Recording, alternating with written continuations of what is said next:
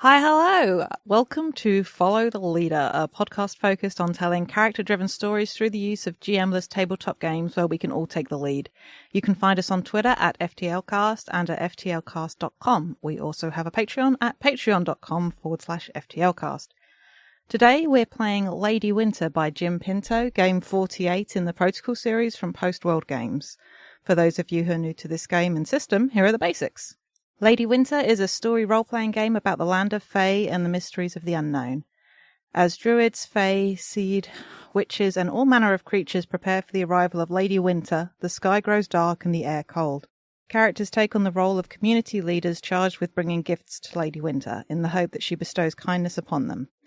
But Lady Winter is fickle and her temper unpredictable. Will she bring salvation, or will she toy with the land of myth until the thaw of spring? White as snow, cold as death, Lady Winter comes. Low to those who refuse to bow before the coming tempest. Thank you. Spooky. It's a spooky game. Spooky game. Also, before we get too far away from it and too deep in, is it not pronounced she? I don't know. I always, it's sort of cedar. Like, I'm going to have to look it up now. I thought it was like C. Like Seder. It may be. Yeah. This is one of those things where I've only ever seen it written down. Yeah, I think it's pronounced she. It is pronounced she. My apologies. I am not reading it again. No worries. Yeah, it's, Gaelic. It's fucking nonsense. Yeah, it's an amazing language. Looks phenomenal. I can't. I don't know it. It's the only language where you get Siobhan out of Siobhan. This is true. Which is it's lovely. It's just so hard to read when you're an Anglophone. Getting back to talking about the game. Welcome to the game. Yeah. Protocol, which is our first time playing it. Protocol is a series of story role-playing games that thrusts characters into dramatic situations. Each game uses the same set of rules with vastly different parameters, start points, characters, and finales. Players take on the roles of directors outside the action and characters inside the action, using the ebb and flow of 4 different scene framing styles: vignettes, interrogations, interludes, and ensembles to tell meaningful stories about characters in crisis. I'm Jade, and you can find me on Twitter at JadeOxfordRose, and you can hear me on Dumb Kids Playing Hero, an Animorphs Forged in the Dark game, along with August and Chaos, and some of our friends from the room where it happened. And my pronouns are they, them. Playing with me today we have... Hello, my name is Zachary Frederickson. You can find me on Twitter at OfficeandGod. You can find the music I do, as of this recording has finally been uploaded, at iambugbear.bandcamp.com. That name is going to mean something later. And my pronouns are he, him. Hi, I'm Sam. You can find me on Twitter at SAKalo, and you can maybe find my other stuff somewhere else. Just look on my Twitter, because I don't know what I'm going to have up as of when this comes out. My pronouns are he, him, also. Our lines, things we absolutely do not want to see, are homophobia and transphobia, racism, sexism, anti-Semitism, violence against children and animals, sexual assault, domestic violence or intimate partner violence, and unwanted pregnancy. Our veils, which are things we're fine with addressing but will just fade to black on, are steamy situations, graphic descriptions of bodily harm, and terminal illness. Now that we've got all that done, let's get started.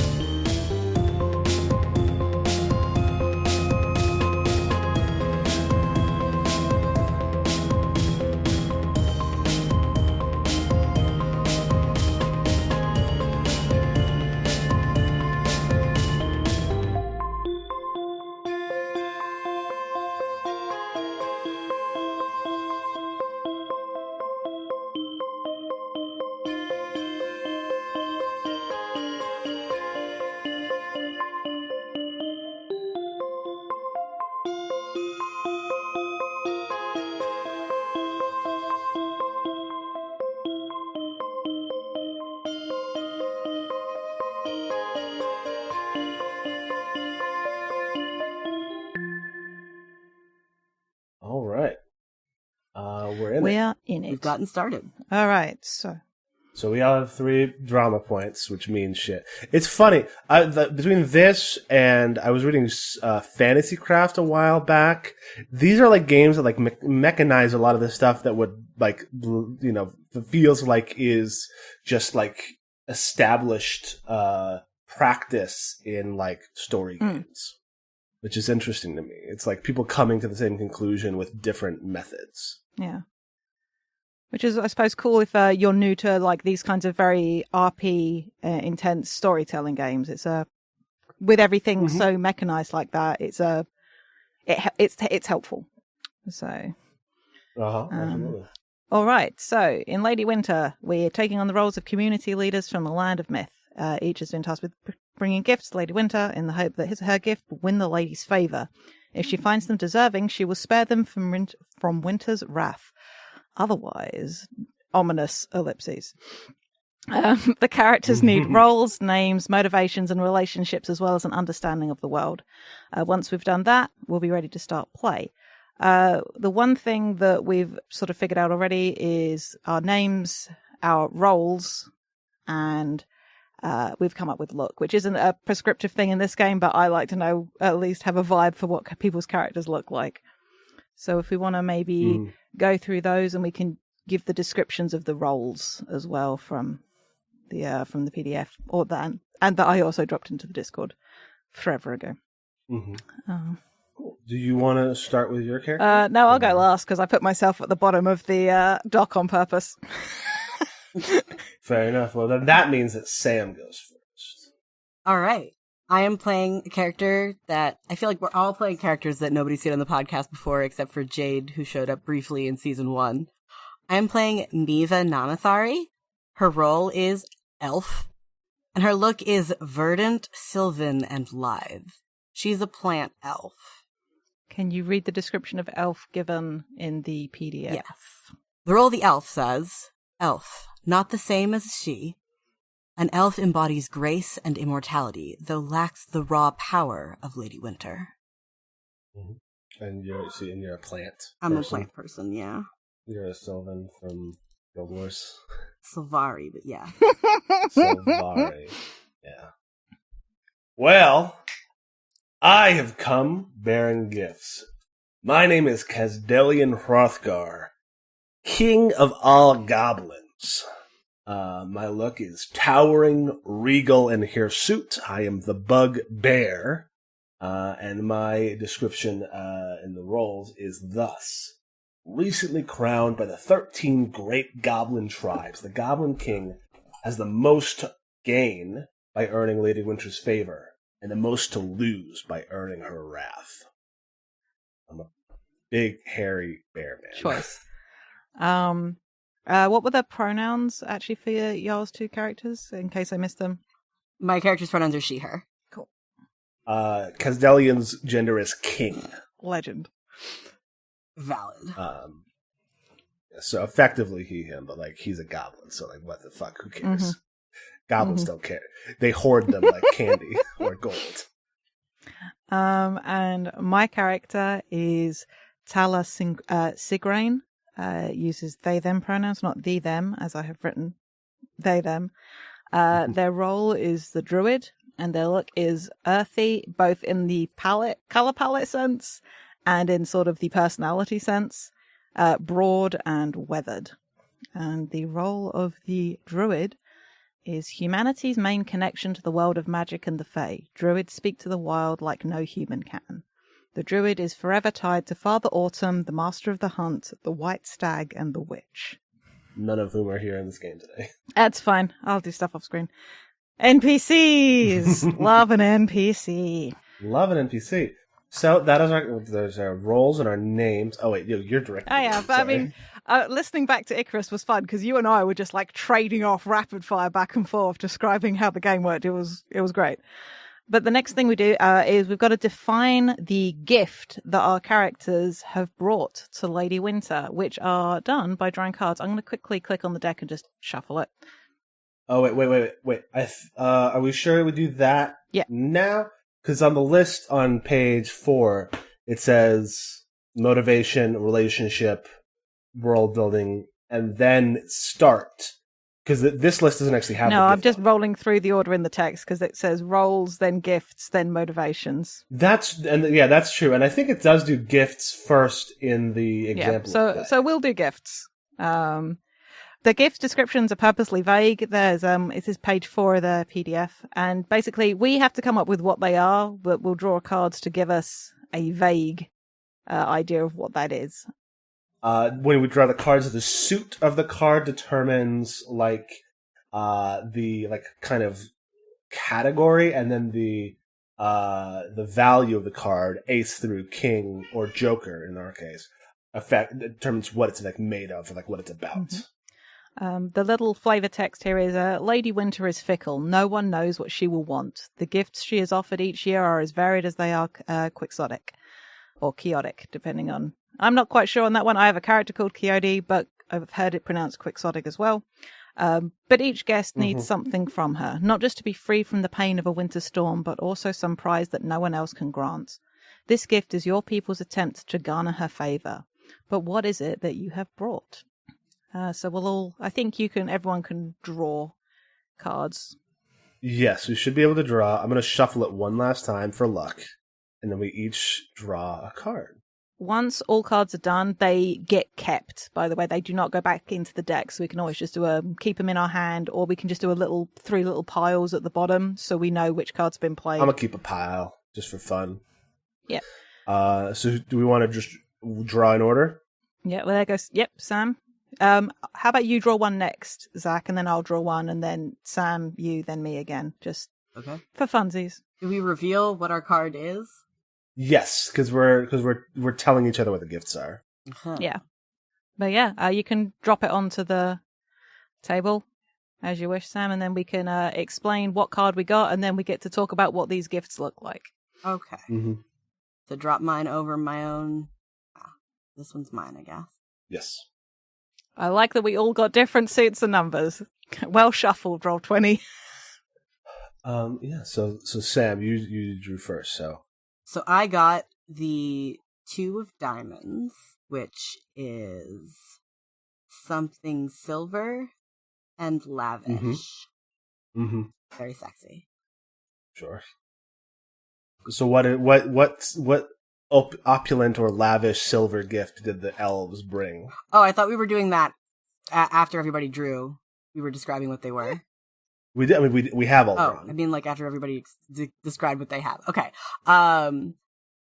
I brought a beautifully crafted silver chalice that is perfectly tooled little flowers and leaves carved into its surface. It is a masterwork of elven craft. Wow. So I drew the ace of clubs, which means my gift is simple and made of gold.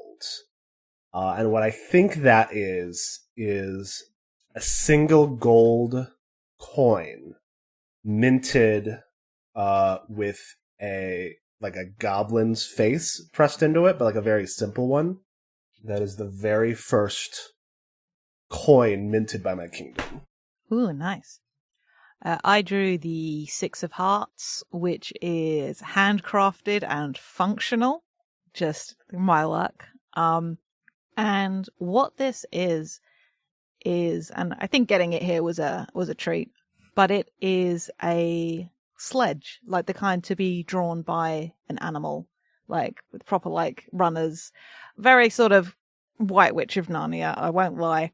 But it's with lots of different kinds of wood from different forests, and it was all brought together, and druid artisans constructed it, and we brought it here. Very cool. So those are our gifts. Our next thing that we got to figure out is the motivations of our characters. Again, this will be by drawing one random card. And again, it's vague descriptions that we then get to figure out. Motivations are not goals, and do not confuse them with needs or goals. The goal is defined by the story. What motivates a character is an extension of the character's role within the story. You can be motivated by pride to save another character from herself, but your goal cannot be pride. A motivation may also be a hindrance as much of a benefit. Being confidently driven by your illness doesn't stop you from coughing at the wrong moment or help you keep up with everyone. Cool. So everyone grabs another card. Everyone grabs another card. So Sam draws first. Okay. Drawing another card. Cool. Okay, so we all drew different suits again. Two of us drew the same suits as before. Oh, yeah. Huh. Amazing. All right. Oh, I get to go first again. Mm-hmm. My card is the 7 of diamonds, which means that for diamonds, my motivation is noble or nobly. And my value, 7, is respect. So I guess... You hold a noble respect for the Queen of Winter. I sure do. Well, I really like how it's got this bit of flavor text about how interpreting the motivations can be perplexing. Like, what exactly does it mean to be motivated by legacy or nobly, even? What is the character trying to get away from? As always, values are prompts to spark the imagination. They're not limitations. So I drew the 4 of spades, which is I come here impulsively out of pride. Which I think means that the goblins have just crowned their king after generations without one, and are very ready to get into the world of mythological politics. and I drew the Jack of Hearts, which is righteously and chaos. So that's fun. That's a druid. Yeah, yep. And I think, because a lot of the time when I think about druids, I also think about the natural order of things. So it's one of those fun things, but every druid I've ever played has been inherently chaotic, as is the way, because while nature has rules, it's also inherently chaotic. And I feel maybe that's what this is a part of. It's to maintain that, as the role of druids is to do so. Winter may come as it its way, but nature must be allowed to run riotous as it always does. It cannot be prohibited. So maybe that's I like that, to make sure that winter doesn't suppress the innate chaos. So I'm resisting the urge to yell righteous because righteous. Righteous. Hell yeah. I love it. Okay. Next step is relationships. And I actually had an idea for this. Mm-hmm. It says each player selects one pair of characters to have a relationships and draws their card to determine how that relationship goes. What if we each drew a card to determine the relationship between the other two characters? Yes, good. I do like that. Here for it. That's a cool idea. We also have the option, if we wanted to at this point, we can start spending drama points. You can add a third character to a relationship by spending a drama point. You can make a drawn relationship between a character and an NPC, or you can create a relationship between two characters who have been in a scene together. Well, that's once play has started. Yes, and you don't draw a card for those. That's defined by the context of the scene already played, which is interesting. Mm-hmm. Yeah. Okay, so Sam. All right, so I'm drawing a card to figure out the relationship between Tala and Kazdelian. Kazdelian Hrothgar. Okay. We got the Queen of Hearts. I don't know where to put this now. Queen of Hearts. Compassionate romantic. Fuck Hell yeah. Very fun. Where do I put this card now? Good question. Let's just throw it over here because we're gonna put this on our thing. Okay. So what is a compassionate and romantic relationship between a druid and a goblin king? Mm-hmm. Look, Jade, am delighted because I think bugbears are fucking rad. So yeah, for sure. Well, the thing about Tala is I'm imagining them a little older. Like, they've got some silver grey in their hair. For people that may remember, Tala I played when we did the Quiet Year. Not the Quiet Year, the Sundered Land. And they travelled with Sable and Marius to the City of Gulls, but they have not been since. But they were like 18 then. I think this is a different universe, obviously, but this is a much older, I'm imagining like 50s kind of a vibe. So long black hair, scubbing silver, spend a lot of time outdoors.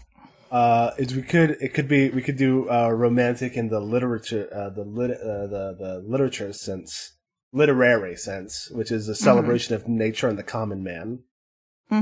According to this website that I found, which I don't know, and just giving us all our options. Not the concept of love, but the love of the world. Sure, we certainly could share, or we could just be like, hey, in love.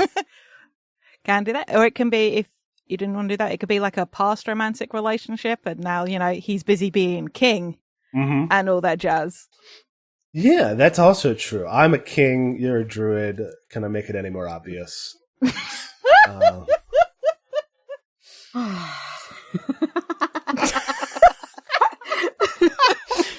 That was a good sigh, Sam. But the important thing is that it remains compassionate. Yeah, and I think that there could still be feelings there, but it's like we have jobs to do as leaders of our community. So like old flames kind of vibe. Still warm, but we have other obligations now. I like that a lot. And it's not like either of us like resents the other for it. Oh, sure. No. Cool. That's always fun. I love history. I love having history. That's the thing that I love about Apocalypse Worlds is that the bonds are not bonds. They're called HX, which is history. And it's less about like being close to someone and more about knowing them well. Good shit. Yeah, very good shit. Very cool. Okay, so I will now draw a card to determine Tala's relationship with Miva. And that relationship is the Seven of Hearts.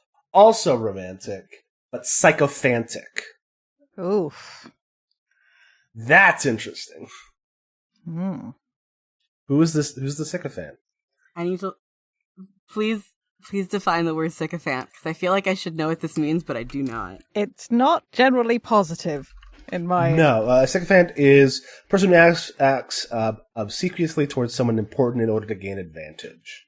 Interesting. Like toady, or fawner, or flatterer. Like Grima Wormtongue kind of is sycophantic. Yeah, well, specifically to Aowen. Though I guess he's also like... Because he's like more just... He's like nakedly manipulative to Aowen. Yeah. A sycophant denotes an insincere flatterer. Interesting.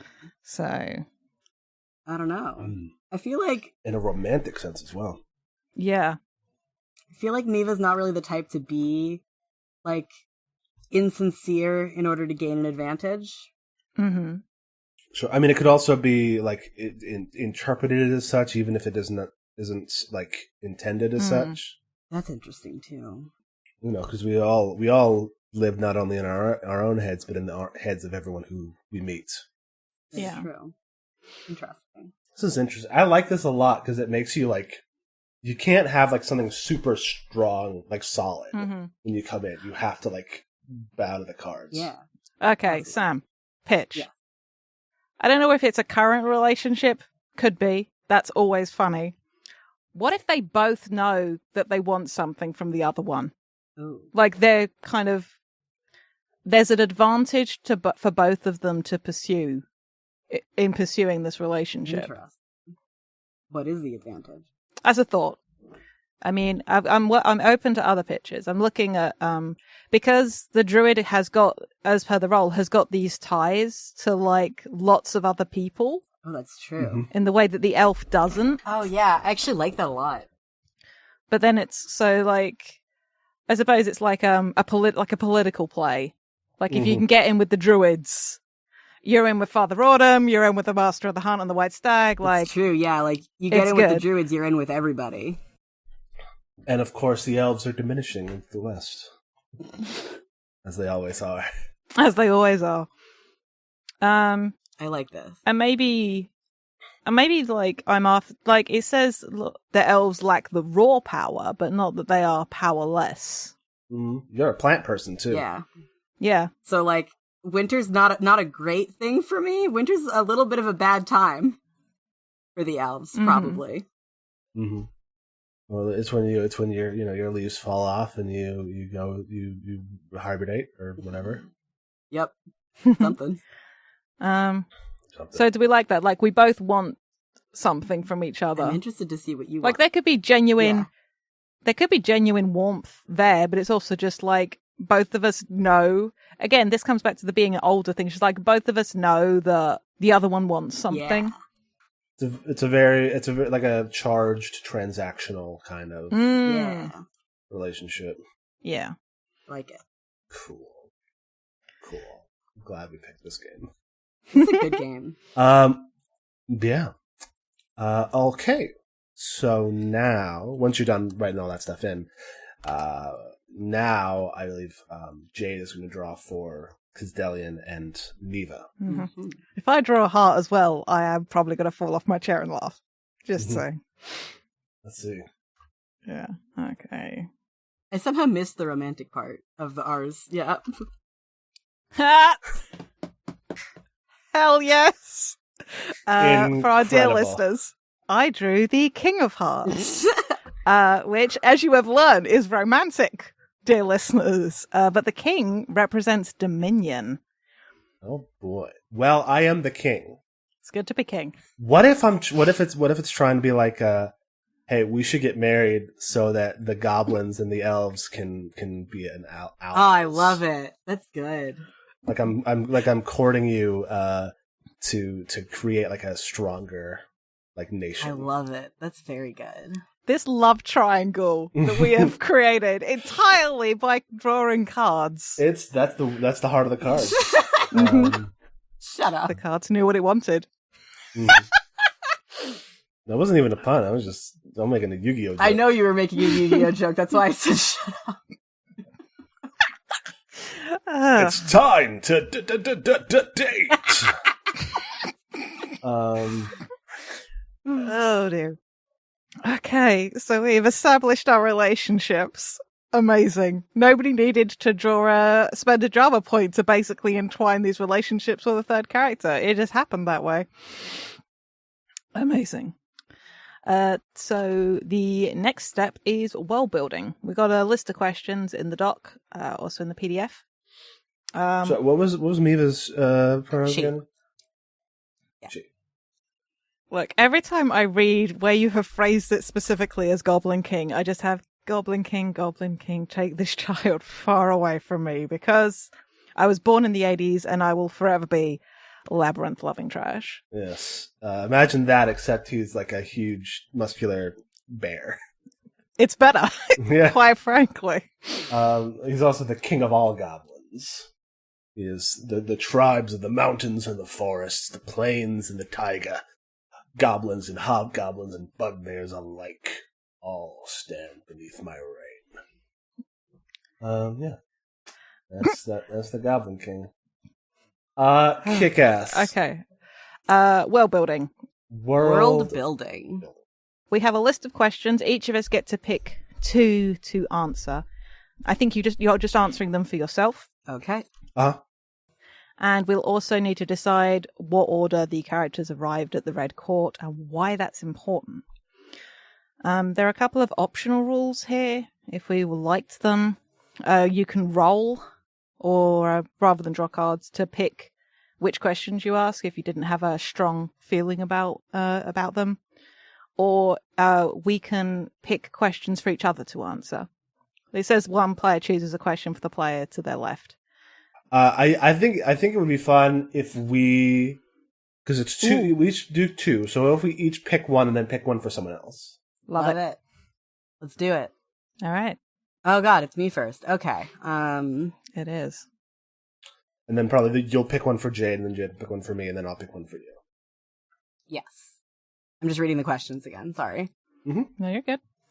I'm just going to roll down to them.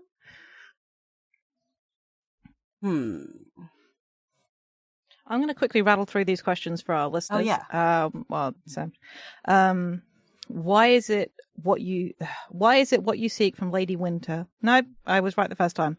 Why is what you seek from Lady Winter more important than what the others seek? What would you be willing to sacrifice to earn Lady Winter's favor?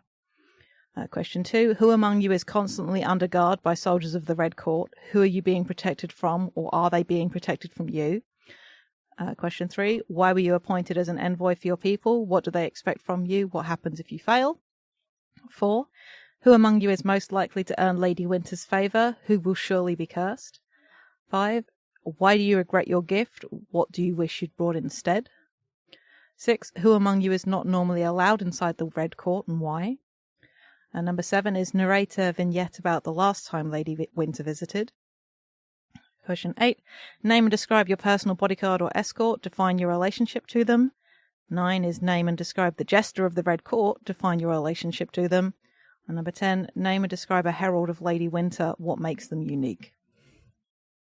Nice. Yeah, this text uses he or she a lot, and we can just say them. Yeah, that's what I've been doing. No offense, definitely the author and all that jazz. It's significantly quicker to say they. Yeah, they probably thought they were being, inclusive. But how some people would be. don't like. Yeah. Yep.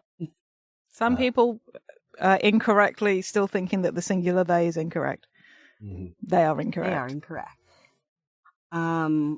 I am going to say the first question that I'm answering is, why do you regret your gift? What do you wish you brought instead? And I regret my gift because the other gifts seem more heartfelt. They seem like they're coming from a more personal place than we commissioned the best artisan in our community to make the coolest looking thing possible for Lady Winter. And so that makes Neva a little worried that maybe her gift is going to be rejected because it's not heartfelt enough. And I wish I'd, brought something a little bit more personal. Alrighty. Okay. I'm going to type that answer in now. And do I pick another question for somebody else to answer now, or let's go in a round and then perfect. Then yeah. Casdelian, who among you is normally not allowed inside the Red Court? Me. Why? Because the Red Court is a gathering of community leaders. And until very recently, the 13 tribes of goblins were considered disparate enough to not be a community. They didn't have a singular leader. And you couldn't just have 13 goblin lords running amok. Mm-hmm. And so this is the first time in generations that we've had a seat at this table. Nice. Because of my great kingly might in being able to... get these 13 tribes united behind me. Dope. I'm going to quickly, before I answer the question, I'm going to quickly say, I assume that from the way it's written, that all the other roles described are present in this, which gives us a whole list of NPCs effectively to work with. You're still here with Father Autumn and the Master of the Hunt and the White Stag and the Witch and stuff. Yeah, absolutely. For what it's worth, I was looking at what other human roles there are in the list. I think, there's like the witch is implied to be human. Yeah. Or the druid is, and then the Knight of the Realm. Mm-hmm. And maybe the Master of the Hunt, but that could easily be... the Master of the Hunt that's like an elf man. That's normally some kind of god or elf. That's that motherfucker from Morrowind.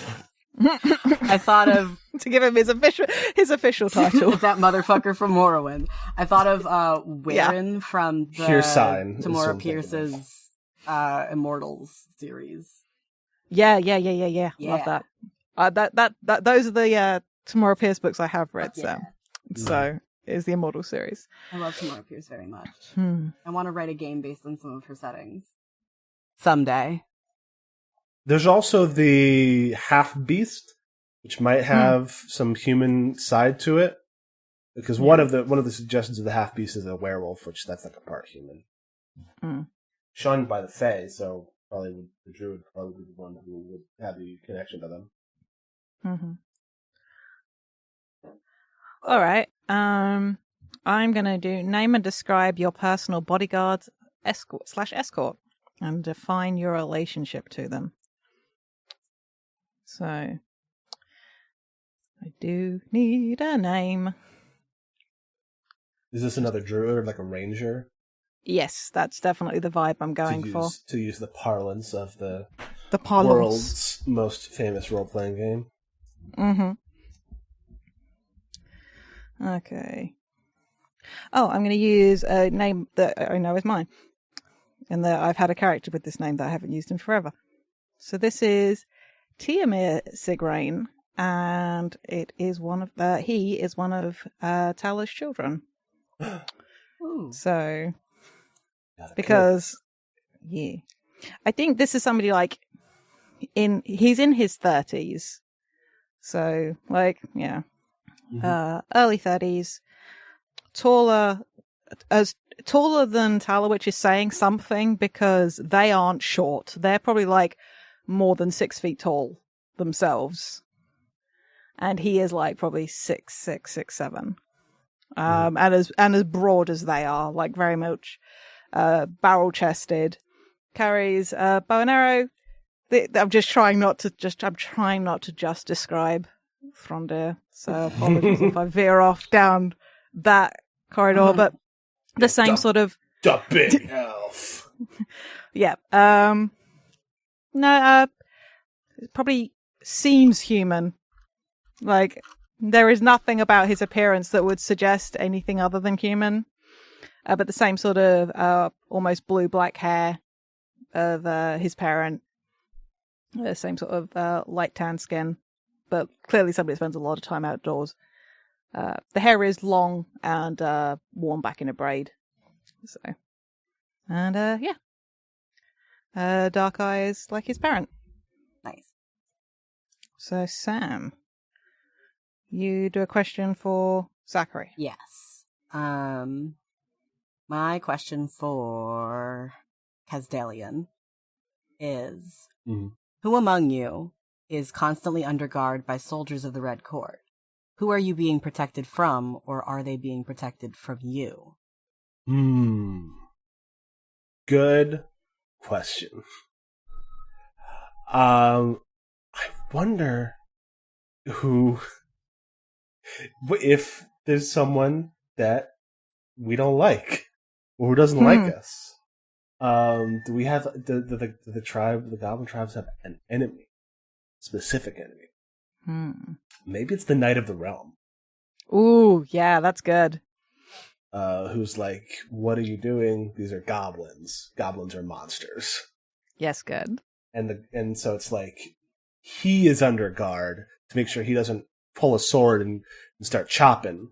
And I'm like, if you let him at me, I'm gonna put him down. So just bear that in mind. Yeah, he'll maybe get one punch in and that's it for him. Well, he's got a sword, so he'll probably hurt us. But, But yeah, I'm a big dude. Yeah, like, that's one of the things where you want to make it count if you're going to try it. Yeah.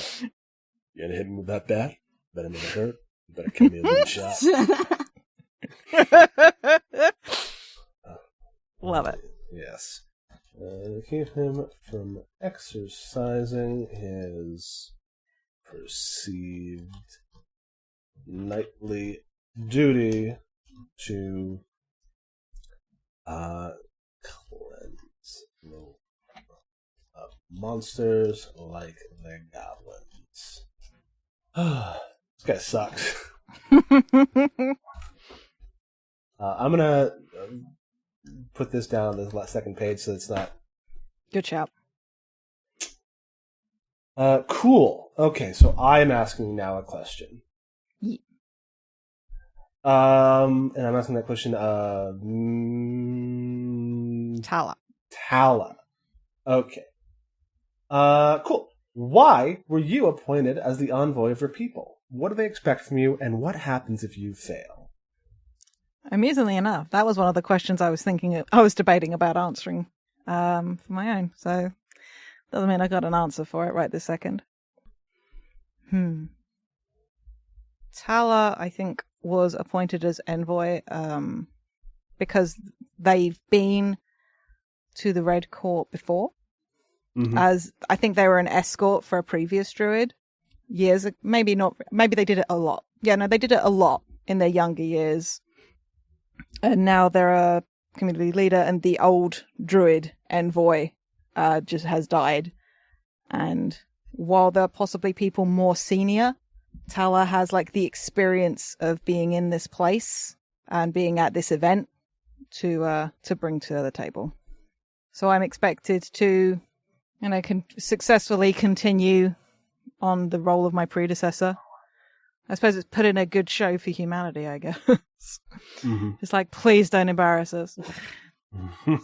But I suppose because it's that that passing of the torch, and it's my first time doing it in this official capacity. Mm-hmm. It's like, this is like for going on for a new generation, and this is going to probably mark druid relations with the other community leaders. So if I fail, it's going to like tarnish my position within my own communities and put the druids in bad stead with the others. So it's both personal and sort of, it's both the micro and a macro thing. Mm. So. Very cool. All right. I will write out the full answer for that in a sec. Okay. Miva. Because I like getting NPCs on the table, name and describe the Jester of the Red Court and define your relationship with them. Or to them. Interesting. Okay. So, Jester of the Red Court. I'm trying to decide between making a goof that maybe like 4 people will find funny and like introducing a real NPC. Fuck. I'm just having a lot of time coming up with a jester character. Mm-hmm. Jellicoe bounce. No. I'm just going to delete out the questions that we didn't answer, as we don't. Since the only thing that I can come up with is a goof that maybe 4 people will find funny, I guess this is what I'm going with. Chase your bliss. Be on your bullshit. So I'm going to say that the Jester of the Red Court is a sort of young-ish goblin by the name of Fjuk.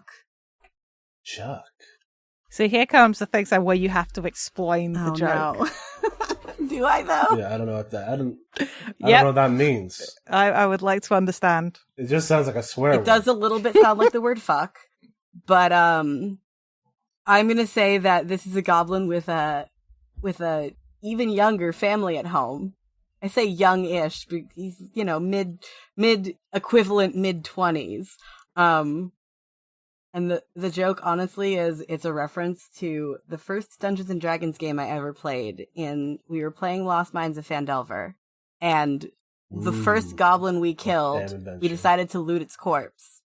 And it was a goblin named Fjuk, and on this goblin there was a drawing clearly done by like a child of my family. And it clearly had Fjuk labeled. And one of our other characters in this campaign spent the rest of our 2-year campaign dedicating his life to reviving Fjuk and returning him to his family. Wow. So I have now revived him for you, Rook. I hope you're thankful. Do we have to call him Fjuk? Do we have to call him Fjuk? No, we don't. We can give him a different name if you want to. The name was the only bit of the joke there. We could just be like, oh, it's a goblin who's part of the court. That's one of my guys. It's one of your guys. He's a goblin. Of the what? It's part of the court of the one who's courting me. Well, no, he's the Jester of the Red Court. Yeah. Okay. Which I am not a part of. The Red Court is... Maybe he was, like, as a token of, like, trust to the Red Court, you You offered them one of your own as a jester. I don't think so, because I'm a very new king, and I'm sure that they've had this gesture for at least a Okay, little bit. so cut all that stuff out that I said before. Let's come up with something together then, because I don't have anything else. Okay, here's it. I mean, Maybe he can be a goblin. I'm not saying that. I'm just Yeah. saying that his appointment had nothing to do with it. Okay. I mean, maybe this is a goblin that could have wandered and been found, and then just like, okay, you can be our jester, or you die. Or could have been because the Red Court, as per the text, the white and black courts were abolished, like were dismantled. The Red Court is what's left, and they're neutral. It sounds like we're living in a post-Seelie, unseelie world. Yes. Yeah. Society has progressed past the need for Seelie. Mm-hmm. Yeah, so maybe a young goblin who was, how do we feel about what I've put down here now? Oh, that's good. I love that Yeah. relationship. That's a good one. All right. So I have put down for the question of name and describe the jester of the Red Court and define my relationship to him or her. Oh shit, now they still need a name because we've decided Fajuk is too funny. Fyodor. Fyodor? Yeah, Fyodor. It's a Russian name. It's not spelled like that. Fyodor. I'll do it. Fuck you.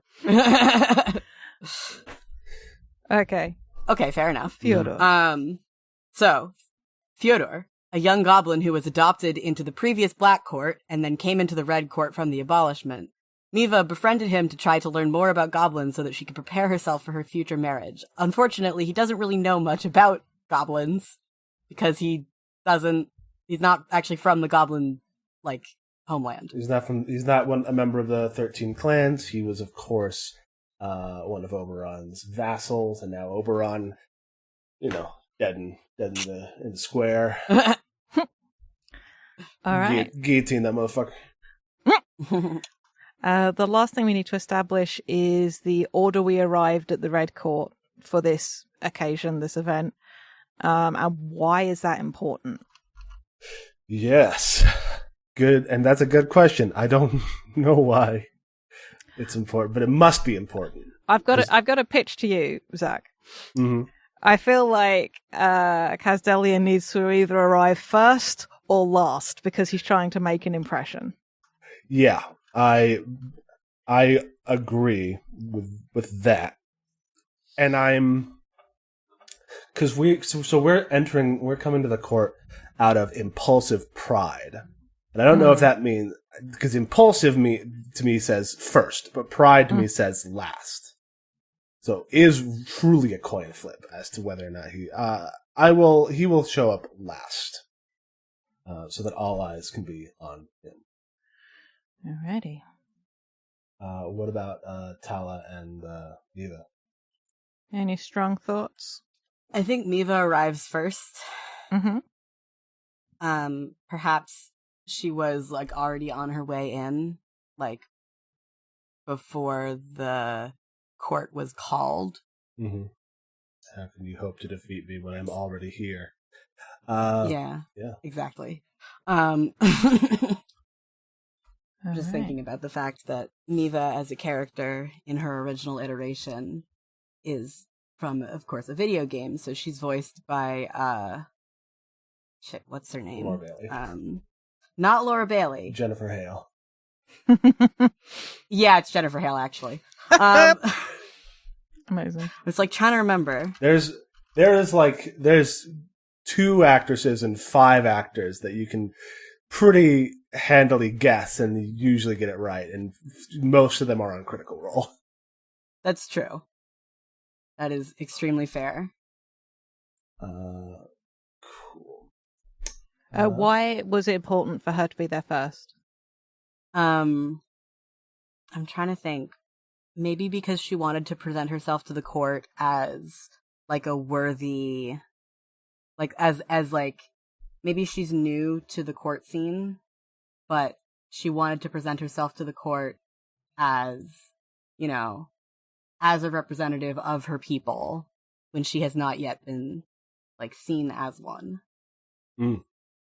All right. Oh, what if you got here first because you got here before the real envoy? Oh, that's good. I love that. I love it. That's amazing. And like the other envoy shows up and just like, the envoy for the elves is already here. Yeah, turns them away. Fuck off. Like, what do you mean? I'm the envoy. It's like, she's the one who had the silver cup. So I don't know. It's like she was the delivery person.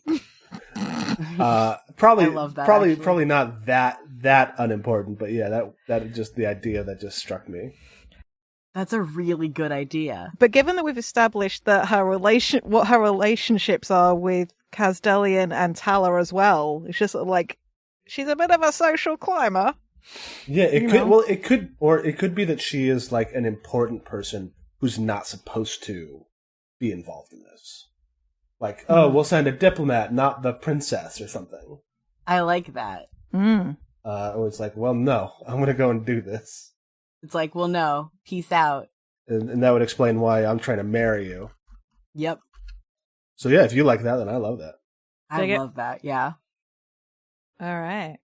And for Tala, it was very much an effort to arrive right in the middle between all the envoys for the other delegations, because it's about not drawing attention. It's about taking in surroundings, and it's not fully about anonymity, but it's about drawing the least amount of attention possible so to seem as much a part of things as they can. Oh, yeah. You're just right there.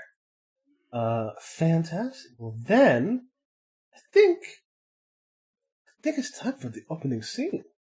All right. And I quickly go over drama points, so we're all clear on how those work, and then we're going to do the opening scene, and that is a randomly determined player gets to narrate that, but we'll get to that in a sec. Drama points are used to control the narration and finale. In addition, players may use drama points in any way that breaks the rules, and for each scene type it gives examples on how to use them. They are tools for dramatic escalation, interrupting the action, and general authoritative control. There are a few rules for spending drama points, but some examples include the director can spend a drama point to discard a scene or location card and draw a new one. If the card drawn is a scene card of the same suit or value, the director can draw a new one with no additional cost, but only once. The director can spend a drama point to change the suit of a scene card to any other suit, but the value isn't allowed to change. And if a scene ends with unresolved conflict, any player can spend a drama point to shift the conflict to an NPC who has already made an appearance in the story, or spend 2 drama points to shift the conflict to a new NPC.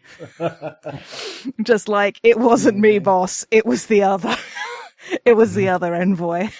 Mm-hmm. The NPCs can be created by the director during any non-vignette scene, and all the scene types have their own kinds of NPC usage. If you are not the director, you can spend a drama point to create an NPC in a scene, following the same rules. And we can just keep track of those as and when. Mm-hmm. And you might be hearing the word director and thinking, director? That sounds like GM. No. It's a hat, and we all pass it around, and we all get to be the director. So this is still a GM-less game. Oh, fun detail of whoever adds the NPC to the scene gets to play the character in the scene as well, which is a fun rule. Mm-hmm. I do like that. Okay, so we've got a roll to see who is narrating this opening vignette. You could draw for the it specifies that the location is in the heart of the Red Court, and the focus is either gifts or trepidation, but that is up to the director of the scene. So I'm going to roll a d3 and roll 20. 1 Sam, 2 Zachary, 3 me. Sure. All right. Sam it is. God damn it. Vignette is narration only, if that makes you feel any better. Okay. There is an example in the text. So after this vignette, we will all do 4 scenes, and the kind of scene will all be drawn by, there are really good, well-written prompts. We've got handouts for that, so we'll be drawing a card, or the director will draw a card every time for the location and for the scene type. Shit. You pulled this in Roll20. I didn't even notice that. Mm-hmm. Yeah. Very cool. I had time. You had time. I had the time. So, this is this is a vignette. just sets the atmosphere for the story. All right. I'm just reading the example one. That's fun. I was also reading the example one. That's getting that gets some drama going. The advice given in the text. The opening scene sets the proper tone. From here, the other players get a sense of where the story might lead. Pulling together as many world-building threads as possible ensures that things won't be forgotten once the game is underway. The opening scene is about providing pathways to plot threads and not closing the door on ideas. It doesn't have any dialogue, but any number of NPCs can colour the background. Since the opening scene can be about anything or anyone, this is an opportunity to show the audience what is going on elsewhere in the story. And players, we can, so in this case, this would be Zach and I in the opening scene. We can spend a drama point to add a minor detail or affectation to the scene, though we can't contradict anything that Sam says as the director. Mm-hmm. Or we can add an NPC to the opening scene, giving them a minor detail. Very cool. This is a lot of pressure, but I got it. I got this. Go on. You're the ones like, please guys, let's do fantasy. Let's do fae. Yeah, to clarify, Sam picked this game. So I did pick this game. Look, I'm always a slut for fantasy. I feel you getting the opening scene is good. I feel like that is right and as it should be in this case. All right. So the opening scene finds us in a lavish masquerade ball. Everybody is wearing the most beautiful masks and the most beautiful outfits that they can find. People are arriving. This is their first experience. It's everybody else's first experience of themselves. Everybody is presenting themselves to the court here for the first time in this elaborate masquerade ball. Everybody's masks are cut in such a way that you can still tell who they are, even though there's a veneer of unknowing before them. First into the ballroom is Miva. She is flitting around, making small talk, smiling demurely. Father Autumn is sitting in his throne at the head of this whole room. He is very, he's austere. He's calm. He's watching over the whole show. There are centaurs and satyrs generally scattered around the building. Many people are, gathered and they're talking, they're chatting, but they're all sort of reserved. They're all keeping their distance a little bit emotionally. There are people who are serving. There are a surprising number of goblins in servitude here. But not because they're, being forced into servitude, but because of the wars that brought the king to his power, orphaned many. And in the middle of the feast, Tala arrives. Not much fanfare. Their name is announced. They enter. Nobody really turns to look. Nobody really talks to them. But that's why they came in the middle. And near the end of the night, when the ball is beginning to wind to a close, is when Cazdelian makes his grand entrance. Yes, I am going to spend a drama point to add a piece of a minor detail, which is that Cazdelian arrives in a wild carriage drawn by two gigantic badgers, which I don't know what everyone else came in, but badgers are pretty dope. Pretty dope. Pro badgers. Dire badgers. And his carriage is very cool. And his mask is very cool. And he's got a big cape of black feathers. Very cool and sexy. Miva is impressed. Dig it. I'm not spending any drama points to add anything. All right.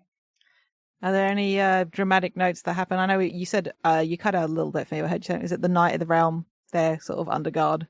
I think I heard you saying that. I believe, yeah. Which was cool. I believe that was something that we talked about in the world building. So I think yeah. Yeah, so all the stuff, I'm sure all the stuff you said before is still true. Yes.